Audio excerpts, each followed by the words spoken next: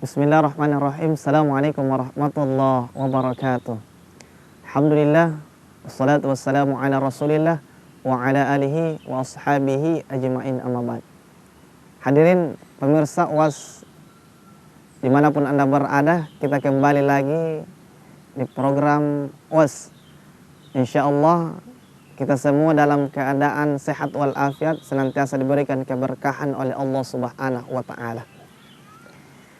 Adapun topik yang kita ingin bahas pada kesempatan yang berbahagia ini, yakni 3 bentuk kenikmatan hidup yang diberikan Allah kepada manusia. Maka timbul pertanyaan, yang manakah 3 bentuk nikmat Allah yang diberikan kepada manusia? Berbicara tentang kenikmatan, setiap manusia pasti menginginkan yang namanya nikmat dari Allah Subhanahu wa Ta'ala. Maka untuk itu, untuk menggapai kenikmatan hidup di dalam kehidupan dunia ini, maka Allah Subhanahu wa Ta'ala memerintahkan kepada manusia agar senantiasa taat kepada Allah dan menjalankan segala apa yang telah Rasulullah SAW kerjakan di dunia ini. Oleh karena itu, pada kesempatan yang berbahagia ini, yang pertama nikmat hidup yang diberikan Allah kepada manusia adalah badan yang sehat. Sebagaimana Rasulullah SAW bersabda, "Man asbaha minkum mu'afin fi jasadihi aminan sirbihi indahu qutu yaumihi faka'anna mahizat lahu dunya."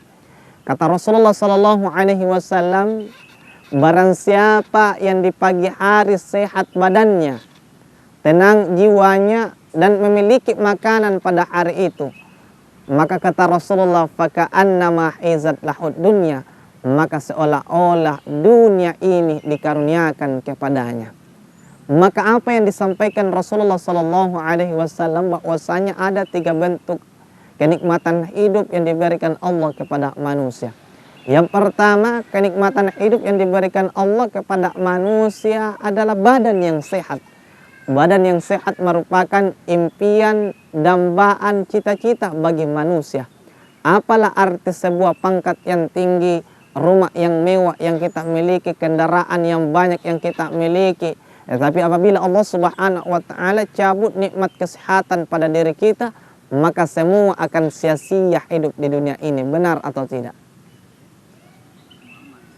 Maka Rasulullah SAW berpesan kepada kita semua bahwasanya kebanyakan manusia melalaikan 2 nikmat ini.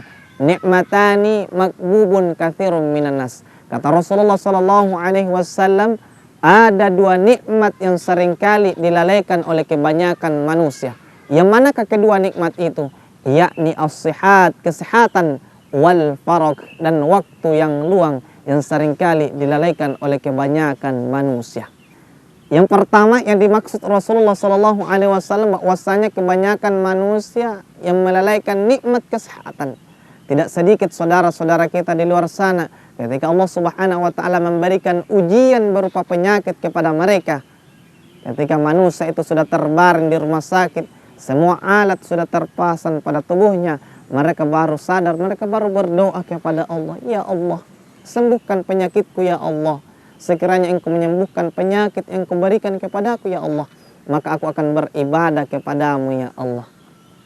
Hadirin para pendengar UAS dimanapun Anda berada, kita kembali ke segmen selanjutnya. Ya Allah ya Rahman ya Rahim ya Malik, ya Allah ya Rahman ya Rahim ya Malik. Kembali lagi di acara UAS bersama saya Ustadz Rahmat Hidayat, Dai Milenial Sulawesi Selatan. Hadirin pemirsa dimanapun Anda berada. Dan yang kedua, nikmat yang seringkali dilalaikan oleh kebanyakan manusia di samping badan yang sehat. Yang kedua, nikmat yang seringkali dilalaikan oleh kebanyakan manusia adalah waktu yang luang, wal faragh.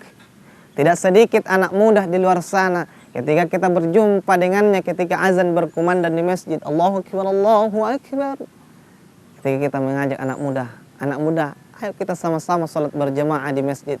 Sebagian anak muda kita jawabannya, jalan duluan maki bro, jalan duluan maki. Masih panjang waktu perjalananku hidup di dunia, masih ada waktu tuaku untuk beribadah kepada Allah Subhanahu wa Ta'ala. Tapi yang terjadi hadirin yang mulia, yang paling banyak meninggal dunia sekarang ini apakah anak muda atau orang tua? Maka jawabannya adalah anak muda. Karena kenapa? Mereka tidak menggunakan masa mudanya untuk beribadah kepada Allah Subhanahu wa Ta'ala.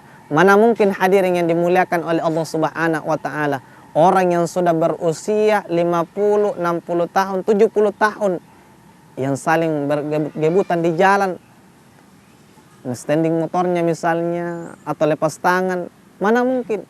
Tapi yang paling banyak adalah anak muda sekarang ini. Dan yang paling banyak meninggal dunia adalah anak muda karena mereka tidak mengetahui bahwasanya kita memiliki batas usia hidup di dunia ini. Maka oleh karena itu pergunakan masa muda kita untuk beribadah kepada Allah Subhanahu wa Ta'ala. Karena kenapa? Karena akan ada saatnya kita ingin beribadah kepada Allah Subhanahu wa Ta'ala. Kita ingin menyembah kepada Allah Subhanahu wa Ta'ala. Kita ingin berbuat kebaikan sama manusia. Namun tidak ada lagi daya dan kekuatan untuk beribadah kepada Allah Subhanahu wa Ta'ala.